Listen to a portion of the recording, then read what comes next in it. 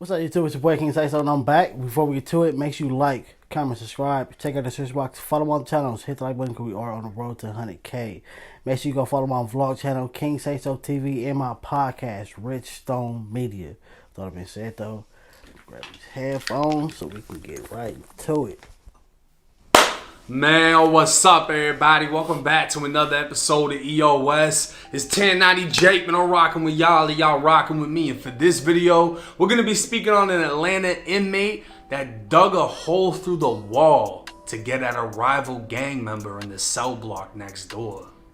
Bruh. March 15th, Fulton County Sheriffs would target Atlanta's largest jail facility in a joint operation with the Georgia Department of Corrections. More than 200 officers raided the jail, including members of the SWAT team, Sheriff Strike Team, Gang Unit, Department of Corrections Tactical Team, and canines. Armed with pepper ball rifles, grenade launchers, tasers, and pepper spray, officers pushed through the facility, recovering over 200 homemade knives along with drugs and cell phones. The facility would be described as dilapidated as inmates used plumbing and cinder blocks from the crumbling walls to create gladiator-like weapons. Deemed impossible to maintain or repair, the inmates within Fulton County's jail have no choice but to live in its dying conditions, and one inmate chose to take full advantage. May 17th, just 2 months. Hey, bruh. The prison system make a lot of money, bro. A lot of money. Y'all are always building new jails. Why y'all can't fix these up? Move these people up out of here to move them to another prison, and then bring them back when y'all done. Or you can section off each part to fix them up, and then put them back over there. Y'all make it like I'm quite sure y'all got the money. Like, that's crazy, bro. After the jail sweep, 24-year-old Kavian Thomas did the unthinkable. The 6'2" inmate was able to dig a hole through the shower wall large enough for him to pass through. But this wasn't a jail escape. On the other side of the wall was another cell block where a rival gang member resided. He'd apparently been bragging about the crime he's alleged to have committed. Word traveled through the jail walls before Kavian literally traveled through a jail wall armed with the prison shank. He'd rush into the rival gang member's cell, repeatedly stabbing him, and the attack is alleged to have been recorded by another inmate with the cell phone. The victim, 17-year-old Rodney Russell, was stabbed multiple times in his upper body before being taken to the medical unit, where his wounds were determined to be superficial.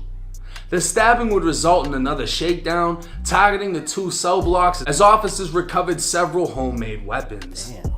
With word of the stabbing quickly making its way to the streets, those on social media alleged why it happened, with some even celebrating the news. Rodney, who's more commonly known as Lil Rodney, was one of 6 teens arrested in connection to a fatal shooting. November 26, 2022. It was 8 p.m. when Atlanta police responded to 17th Street in reference to multiple people shot. Upon arrival, officers located 12-year-old Zion Charles dead at the scene with a gunshot wound to the head. 15-year-old Cameron Jackson was also found with a gunshot to the head, and while unresponsive, he was still alive. 4 other teens have been shot but were in stable condition as officers began investigating what took place. Kids though, bro. Speaking with an off-duty officer and Atlantic Station security guards, they stated they'd escorted a group of minors away from the train station for disorderly behavior. Something then caused the situation to escalate, resulting in gunfire on 17th Street a block away. Cameron Jackson would be treated at Grady Hospital, where it was determined the 15-year-old was brain dead after a bullet entered the back of his head without exiting. 3 days after the shooting, he'd be pronounced dead, and on November 30th, investigators would determine he was the intended target of the shooting without stating why. His mother would speak with the news in the days that followed. I homeschooled Cameron so that I could make sure that Cameron was, the best student that he could be. And I have his coach here with me. Cameron has been boxing since he was 9. And we would take him to boxing like every day. This is not about Cameron. This is not about that other little kid. This is about all of our children. You know, listening to the other mother speak about not having the resources. You know, in my situation, we had all the resources. But the one thing that we were unable to deal with was the community, the environment, the city. And that right there is something that I'm committed to transforming in Atlanta. While speaking highly of her son and condemning the community, one can only wonder why a 15-year-old boxer with all the resources to succeed would be targeted and gunned down. But a closer look into Cameron's life outside the gym would reveal an entirely different lifestyle than the one shared by his mother. Cameron was more commonly known as Lil Cam, and on his own Instagram, he could be seen posing with a variety of guns, including a story post of him riding in the passenger seat armed with... It be crazy, bro. Like, that's why we saying, like, bro, whatever you out here doing, your mom, your parents, they should at least know. Because it be sad when these parents, they come out here, oh, my son was so sweet, my daughter was this and that, all this good stuff, and then you go on the social media and that's what they doing. No, they was not out here sweet. They was out here being reckless and got caught lacking. RP though, man. Glock with an extended magazine. Now, while Georgia has some of the most relaxed gun laws in the country, Lil Cam had turned 15 just weeks before his death, and no law allows a 14-year-old to carry handguns. But aside from the weapons, it's alleged his blood relation to his older brother is the reason for his murder.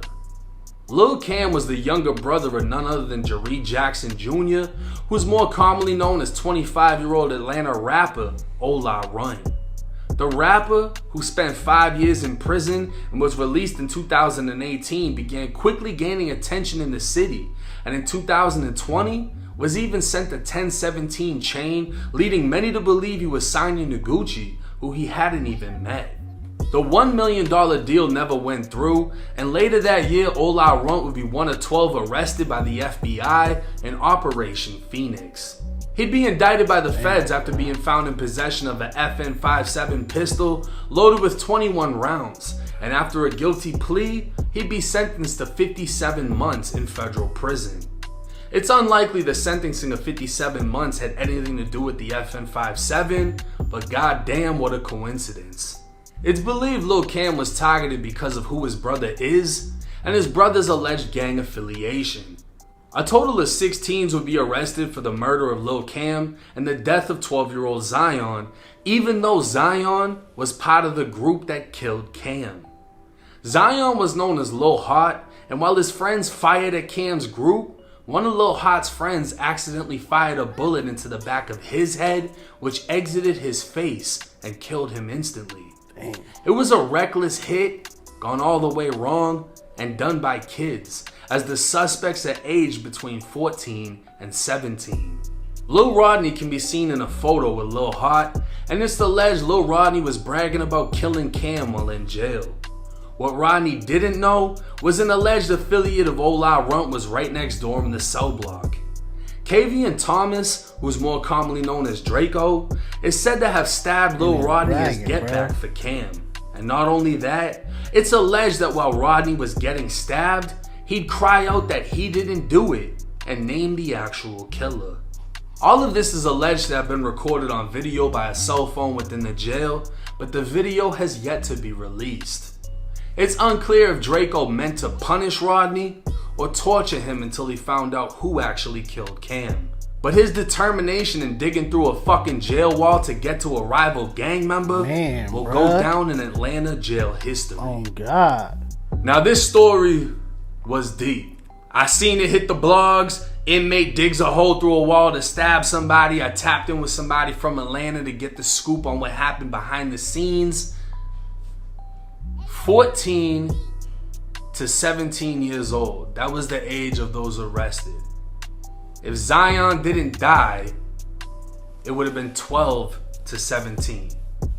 And because it was a sloppy hit, this 12-year-old got shot in the back of his head because his homeboy was behind him firing at Cam. This is the reality of gangbanging. There's no age limit. Once you do something that's irreversible, like murder somebody, nobody cares how old you are, bro. You could hit a state prison at 18 years old and get took out by a 40-year-old because you killed his nephew on the street. Age doesn't matter. No one's gonna look at you, your size. No one's gonna spare none of that. You can get hit by the biggest dude on the yacht, or you could get hit by the smallest. It doesn't matter.